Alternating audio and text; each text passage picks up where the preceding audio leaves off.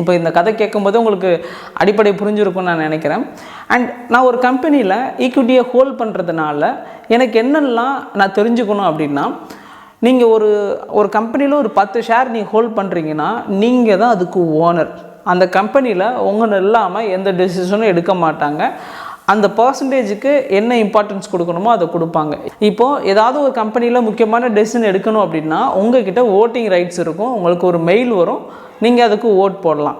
And second, company நல்ல growth இருக்குது, நல்லா ஏர்ன் பண்ணுது அப்படின்னா டிவிடெண்ட் டிக்ளேர் பண்ணுவாங்க. டிவிடெண்ட் வந்து ஃபிக்ஸ்டாக இருக்காது. கம்பெனி எவ்வளோ டிக்ளேர் பண்ணுறாங்களோ அந்த டிவிடெண்ட் நீங்கள் எத்தனை ஷேர் வச்சுருக்கீங்களோ அத்தனை ஷேருக்கு உங்களுக்கு கிடைக்கும். அண்ட் ப்ரைஸ் வந்து ஃப்ளக்சுவேட் ஆகும். ஒரு வேளை ஏறலாம், ஒரு வேளை இறங்கலாம். மிஸ்டர் மார்க்கெட்டோடைய சென்டிமெண்ட்டை பொறுத்து அது இருக்குது. அதையும் நீங்கள் புரிஞ்சுக்கணும்.